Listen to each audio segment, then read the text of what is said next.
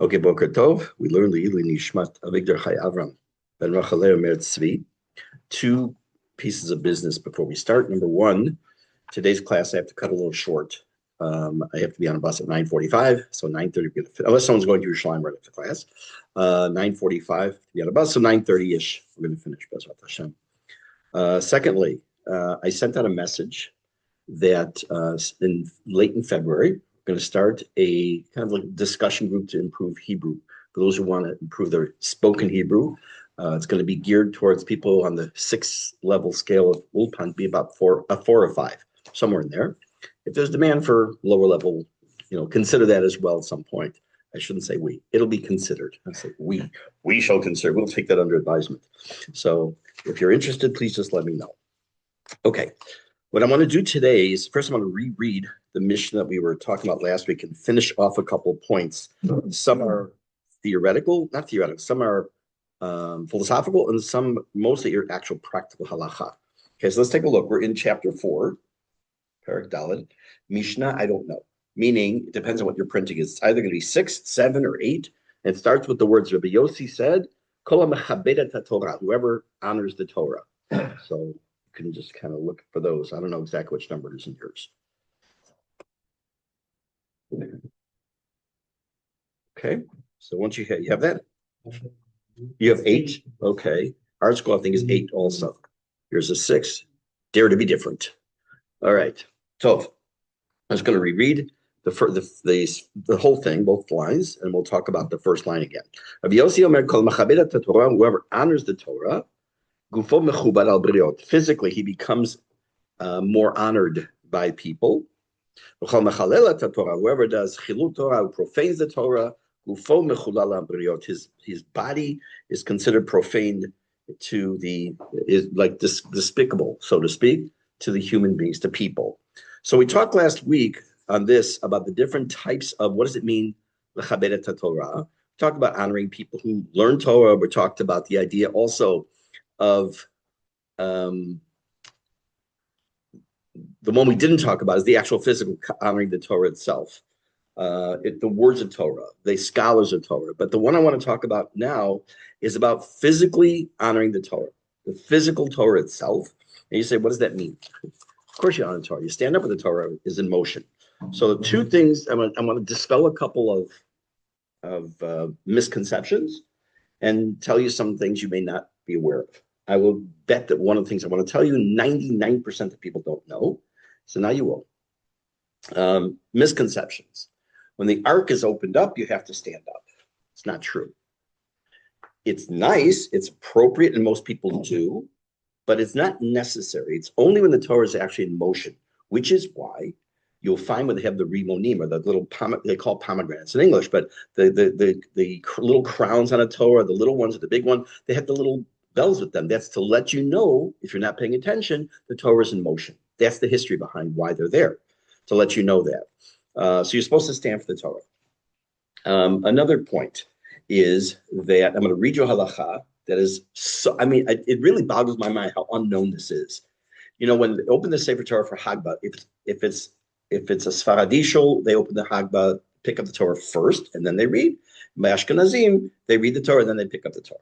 And many people go like this, to point to the Torah and say, V'zot HaTorah. They point with their pinky. The idea behind that is it's like your smallest digit. You're supposed to minimize yourself to the Torah so great. That's nice. That's a custom. It's a Kabbalistic custom. But there's a halakha that most people don't know. I'll read it to you. When the guy does Hagbah, it says, Marev fnei ktivata sefer Torah la'am, ha'omdim limino u'lismolo. He's supposed to, the guy who does Hagbah, sometimes you'll see they'll lift the Torah like this, or like this, it's the Sfaradi, and they'll just pick it up and they'll sit down. First of all, that's wrong. They have to turn to the right and show people, everyone has to be able to see the words. Doesn't mean that some people like to go up to the Torah actually to see it, but it doesn't mean that you have to, it should face everybody. He has to face front and back all around. The mitzvah is nice thing to see the words. And to bow. It says nothing about the pinky. It does say in halacha, when you see the Sefer Torah words facing, you're supposed to give a bow. I look around, just kind of curious. I like to see 75% of people do not do it. It's not known. I don't know exactly where that fell off the radar for people. We learn all kinds of nice, wonderful halachot and minhagim, but that fell off the radar. So now you know when you're in shul, and there's whether it's a Monday, a Thursday, a Shabbat afternoon, Shabbat the morning itself, when they do Hagbah, and when the Torah is actually facing you, if you're in the women's section, you're in the men's section, wherever you're standing, and the words are facing you, you give a little bow. Doesn't mean you have to bow down to your knees. But, no, that's right. That's just at the very good. Just at the waist. There's no knees issue there. That's number one. Okay, that's the first thing. The other thing I want to do is to read to you. You see this one? Yeah. A couple of halachot that have to do with the Sefer Torah. Now, besides the actual Sefer Torah, we're talking about the topic of honoring the Torah physically itself. It also has to do with books. We know, for example, you don't take anything and put it on top of a chumash. Say you have a chumash on the table. You don't put a pen. You don't put you can't put a navi on top of that. Chumash goes on the top. It has the level of respect of a Torah. It's not the Torah, obviously, but it has the level of respect. But if you have a Tanakh, that goes on top of anything. Chumash goes on top of anything. And if you have any other holy book, it goes below that. And the Navi is the Torah, then the Nevi'im. If you have, let's say, a Sefer Shmuel on the table. So you don't put Perusha Ramban or something on top. You put the Navi on top. Okay, the priority is the Tanakh. I'm going to read you just a couple of paragraphs out of Siman Reish Pei Bet, number 282, in the Shulchan Aruch in Yoreh De'ah. It's talking about the topic of, there's 19 paragraphs. I'm going to read just one or two short ones, that you have to have a modicum of respect for the Sefer Torah. If I don't get to that one, there are a couple of mentions as well. Chayav adam linhog kavod gadol b'Sefer Torah. This is, by the way, right from the Mishne. This is not the basis of the halacha, because it stems from other things. But the idea of the Mishnah, whoever honors the Torah, etc., comes to the idea of the Gemara, not the Gemara, but from before that, because Gemara came later, that it's important to give proper kavod to the Torah. So a person has to give proper kavod to the Torah, and respect. It doesn't say kavod gadol, exceeding honor. You have to have a special place for it. And to keep it clean. You're not allowed to, it says, you're not allowed to spit. Now, why would they put that in there? That's a weird thing. So go back just not even 100 years ago. Shuls had spittoons. They did. Not only that, there's a custom. I've only seen it done one time in one shul so far in my life, that in Aleinu, when there's a sentence that was taken out, that's been put back, it was taken up by censors. They bow down to vanity and nothingness, meaning to foreign gods, is to give a little spit on the ground. I've seen it one time. Yeah, an old Taimani guys. I was like, well, okay, finally I got to see it in real live time. So you don't spit, you also don't turn your back to the Torah. It's also not okay to do. This is what I just said before. When you see a Sefer Torah in motion, you have to stand up. How long do you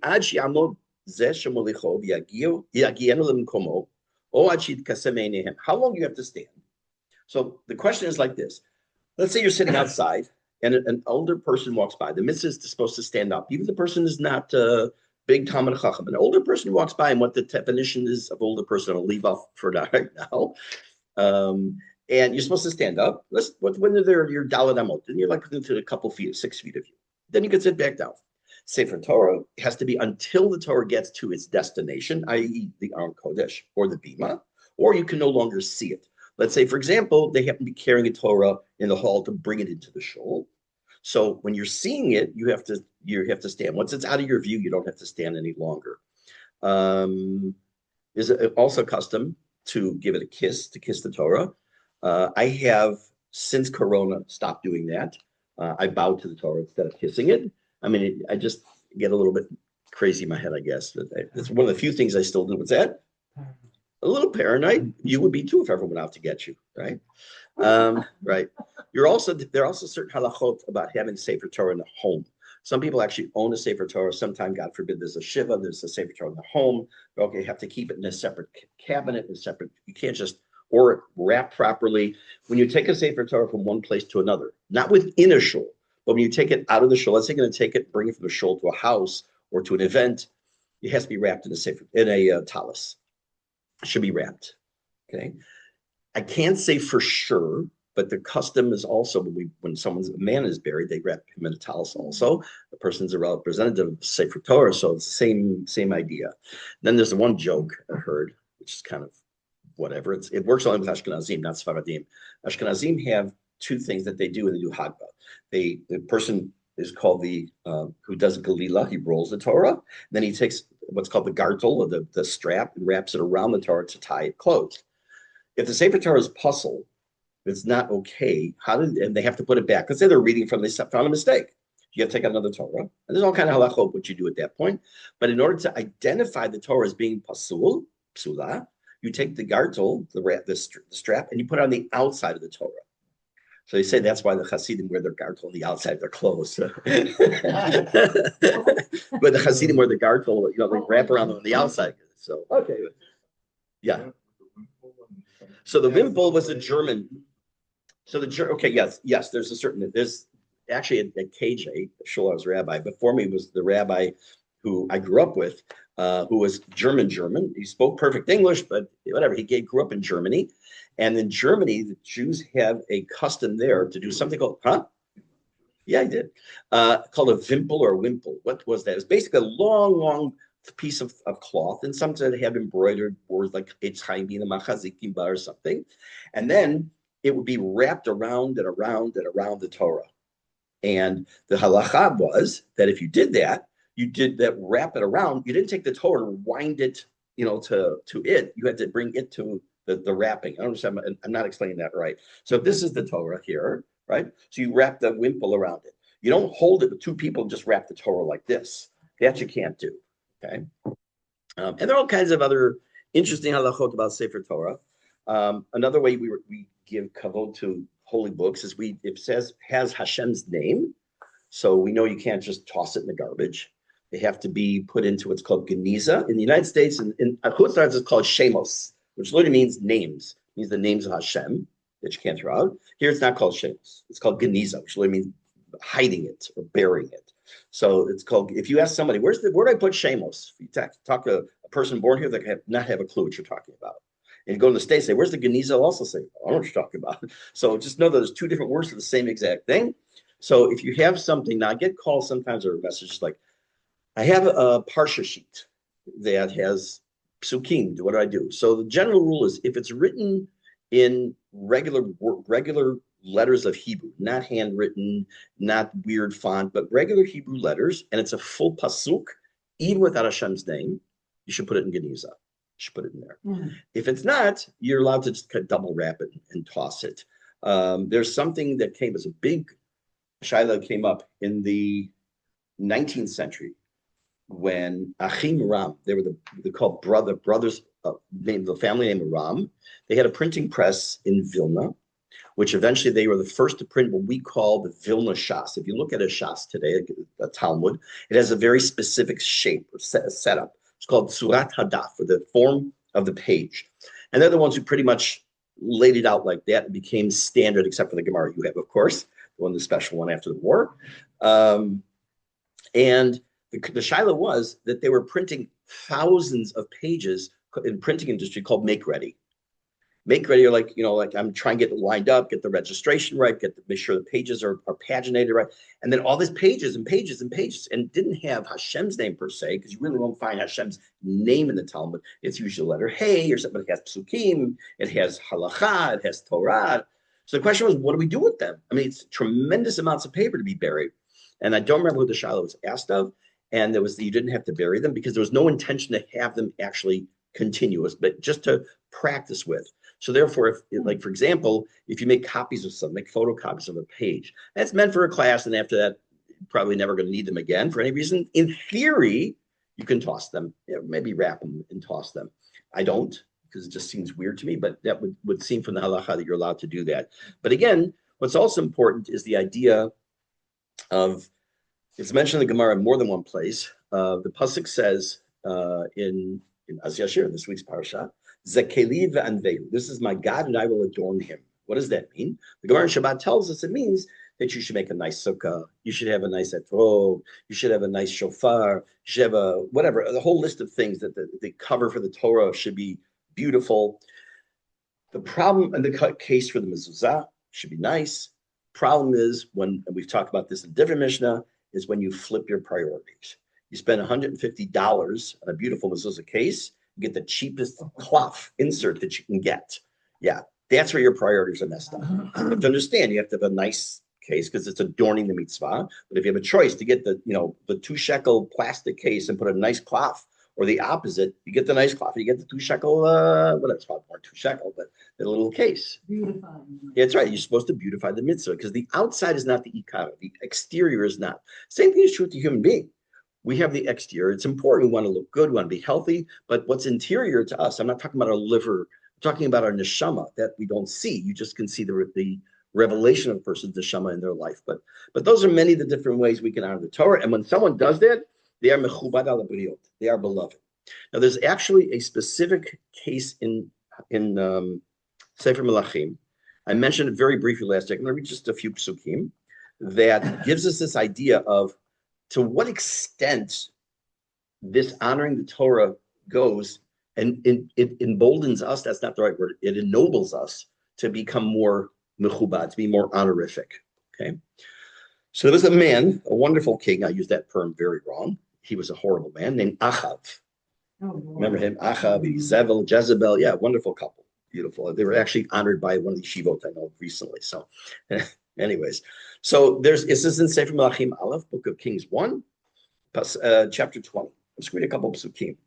First, I'm just going to read in English, say it in English. So, a man named Ben-Hadad, who was the king of Aram, comes down to where the king of Israel is, whose name is Achav, Melech Yisrael. That's the northern kingdom of Israel at the time.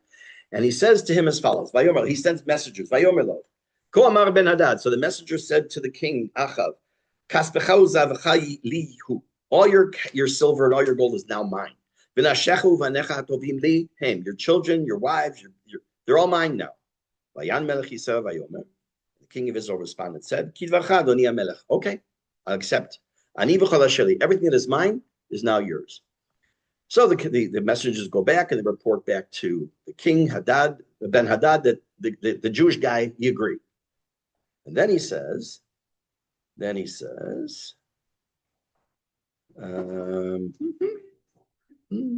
here, he adds one more phrase.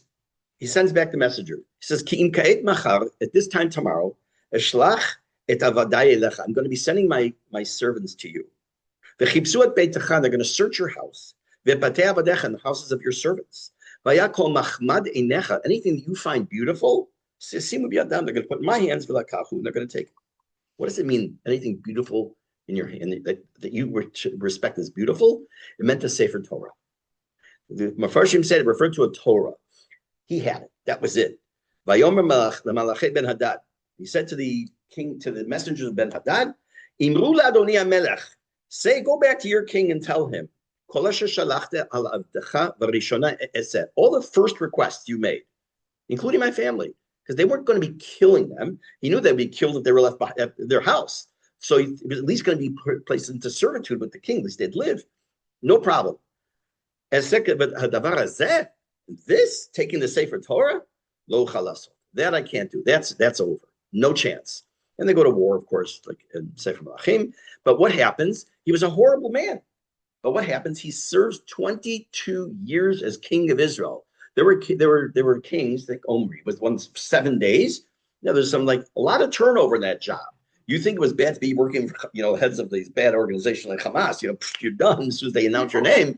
Some of these kings, and it was sometimes the one king, the future king killed her. But because he honored the Torah, which is written with 22 letters of the alphabet, he was allowed 22 years of life as the king of Israel, which is amazing when you think about it, because there's really no reason that he should have been granted such an amazing gift. So it does show Hashem doesn't overlook anything good that we do. And even if the smallest might be, there's going to be a reward for it. Okay. Now, what I want to do here. Okay, I'm going to look at the next Mishnah. The second half of this Mishnah, which I just read, I'm not going to get into any more depth into it. Just it basically is the flip side that you really don't want to not give proper honor to the Torah, to the scholars, to the words of Torah. That's just and that leads to Chilul Hashem and other problems. Okay, that's that second half of the Mishnah is. So let's go into the next Mishnah. It's either again we're chapter 4. Oh, there it is. Okay, chapter 4. It's Mishnah Zion, number 7, 8, 6, 9. This is Rabbi Shmuel ben Omer. Rabbi Shmuel, his son, said, "Hachosech atzmo min hadin." A person who prevents himself from becoming a judge. That's one possibility. It means. Then porek mimenu eva v'gezel u'shvuat shav. Then, as a result, he removes from himself any possibility of animosity, of theft, and a false vow. What does all this mean? It's kind of strange. We'll see. One who is, I'm so sure of myself, I can be a dayan, I can be a judge in a court case, and he's show off about it. Shoteh, he's a fool. Rasha, he's evil. The gas ruach, and he's a person who's filled with pride. Not proud, pride. Okay, so what's really going on? This is kind of strange.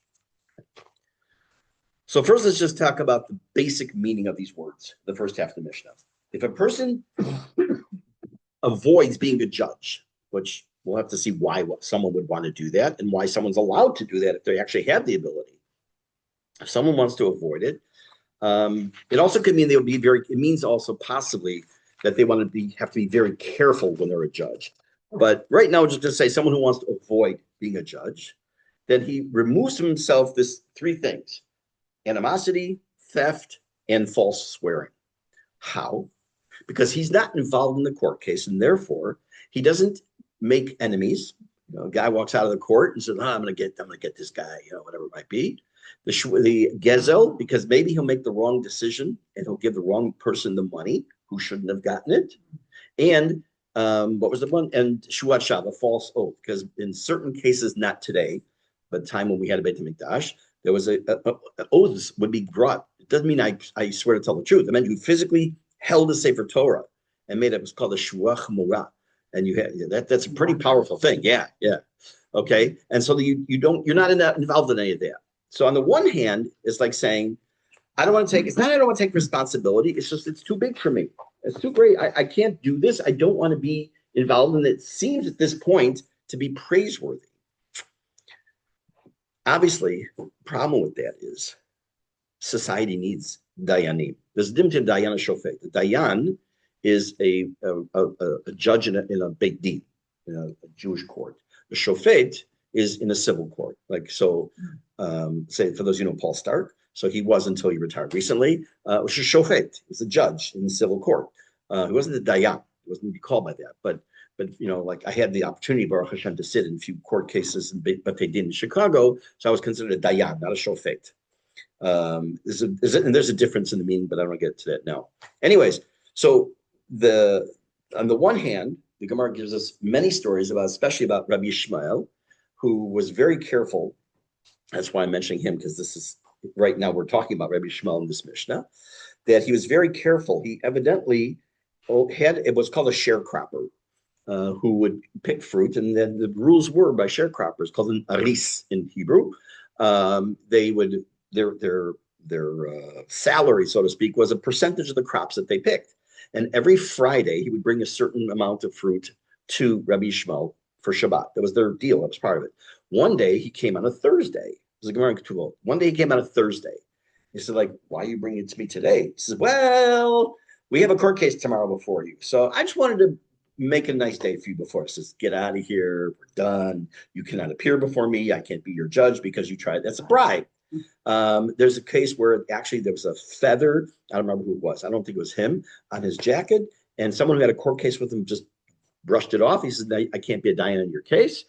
I know I've told this story before in Chicago when Rabbi Dayadov Schwartz, first came to Chicago in the 80s. The first Shabbat he was in town, one of the local bakeries brought him fresh challah for Shabbat. He said, I really appreciate that. I thank you very much. but I can't accept it because one day you may have a court case in front of me and I can't have anything from anybody. He was as straight and narrow as they come. I mean, he put the words of the Gemara into practice. So anyways, so it's not just about shochat. It's not just about bribery. Here's 100 shekel. By the way, a judge is not allowed to accept bribery, even to do the right thing. Meaning, it's a slam dunk. 100% this guy is responsible. And he is innocent. He can't even accept 100, whatever, any kind of bribe to render the absolutely whatever everyone already knows. It doesn't work. Okay, it's all nice and fun and everything. You want to step away. You want to recuse yourself and not be involved in causing people. Maybe you're going to give the wrong money to the person, and maybe someone swears falsely because of you. Tachlis, you need judges. You need dayanim. So now what? What if everyone did that? We'd have a problem. What if every doctor said, I'm afraid to make a medical decision that someone could, God forbid, die from? What if every rabbi, everybody said, no, I can't be a rabbi. I'm not going to get psak because maybe it's wrong. I know for sure. There's no question. Every rabbi has made psak that's wrong. That's okay. It's part of it's okay. You don't do it on purpose. You know what I'm saying? It's like the chances are if you get enough calls and, phone calls and messages, and you're going to make mistakes. You're human. So what happens here?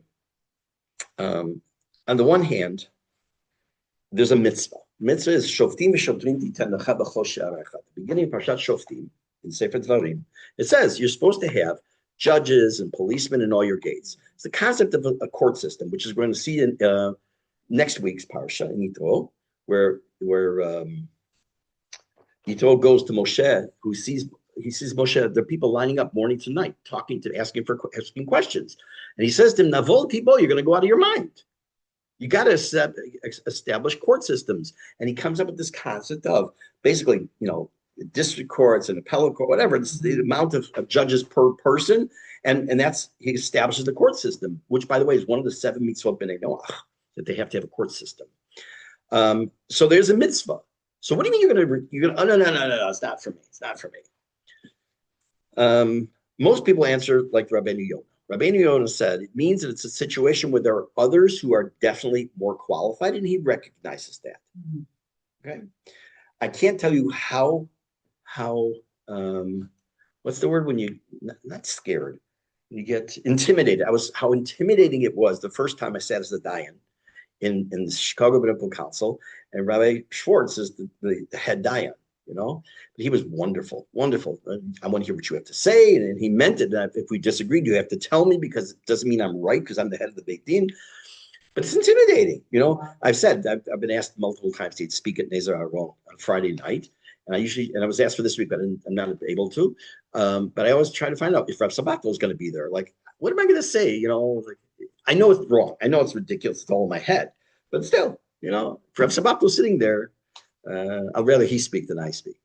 So when a person sees, and it means that they're being honest with themselves, that their capabilities are X, but someone who's much more qualified should sit on that Beit Din, and he steps back for that, that's great. Why? You recognize your abilities or lack thereof in certain areas. You recognize someone's greater than you. You recognize that your lack of information or lack of experience may lead to other problems, and therefore, by stepping back, that's a very positive thing. The flip side is the makom she'ein ish. Mishne, which you learned a long time ago, when you're in a situation there's no one to step up to do something, you step up. It says hishtadel liyotis, try to be the man, try to be that person who steps in. God forbid there's an emergency and everyone, what are we going to do? What are we going to do? So you pick up the phone, you call the 101 or the 911 or 999, depending on what country you're in. I should have switched to UCAF. And you do what has to get done. But again, you have to recognize your limits. Okay, so I'm sorry, I'm going to cut it here. I'll make a note here. And Bezrat Hashem next week, Thursday morning. Thursday morning. It's only been a few years now. We will get together again. Okay, have a wonderful day.